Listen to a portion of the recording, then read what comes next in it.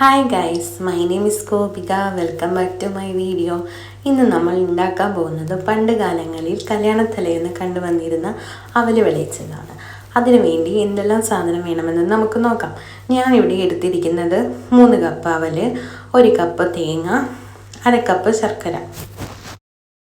ആദ്യം നമുക്ക് ശർക്കരപ്പാനി എങ്ങനെ ഉണ്ടാക്കുന്നതെന്ന് നോക്കാം. ആദ്യം നമ്മൾ ചിരകി വെച്ച ശർക്കര ഒരു സോസ് പാനിലേക്ക് എടുത്ത് ആവശ്യമായ വെള്ളവും ചേർത്ത് തരികളില്ലാതെ ഉരുക്കിയെടുക്കുക. അപ്പം നമ്മുടെ ശർക്കരപ്പാനി റെഡിയാക്കിയിട്ടുണ്ട്. അതിലേക്ക് 1 ടീസ്പൂൺ ഏലക്ക പൊടിച്ചത് ചേർക്കുക. ഇനി ഒരു ഉരുളി എടുക്കുക. അതൊന്ന് ചെറുതായിട്ട് ചൂടായ ശേഷം നമുക്ക് അവല് വറുത്തെടുക്കാം. ഒരു 2 മിനിറ്റ് അവല് വറുത്തെടുത്തതിന് ശേഷം വേണം നമുക്ക് അവല് വിളയിച്ചത്.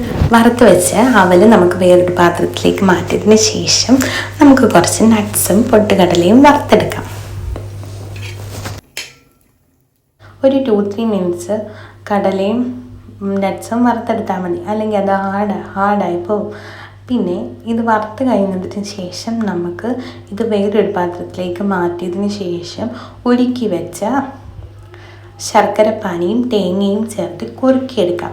ഒത്തിരി ഡ്രൈ ആകണ്ട, കാരണം നമുക്കിതിലേക്ക് വറുത്ത് വെച്ച അവലും കൂടെ ചേർത്ത് എല്ലാം നന്നായിട്ട് മിക്സ് ചെയ്തെടുക്കണം. അവലും ശർക്കരയും നല്ല രീതിയിൽ ഇളക്കി യോജിപ്പിക്കുക. നന്നായിട്ട് ഇളക്കി യോജിപ്പിച്ചതിന് ശേഷം നമ്മൾ വറുത്ത് വെച്ചിരുന്ന പൊട്ടുകടലയും നട്ട്സും ഇതിലേക്ക് ചേർത്ത് നന്നായിട്ട് ഇളക്കുക. ഇപ്പം നമ്മുടെ കല്യാണ തലേ ദിവസം നമ്മൾ കഴിച്ചിരുന്ന അവല് വിളയിച്ചത് റെഡിയായിട്ടുണ്ട്. ഇനി നമുക്ക് ചെറിയൊരു പാത്രത്തിലേക്ക് എടുത്ത് പഴം കൊട്ടി കഴിക്കാം. എല്ലാവർക്കും വീഡിയോ ഇഷ്ടമായെന്ന് വിചാരിക്കുന്നു. ലൈക്ക് ചെയ്യുക, സബ്സ്ക്രൈബ് ചെയ്യുക, ഇനിയും എന്നെ സപ്പോർട്ട് ചെയ്യുക.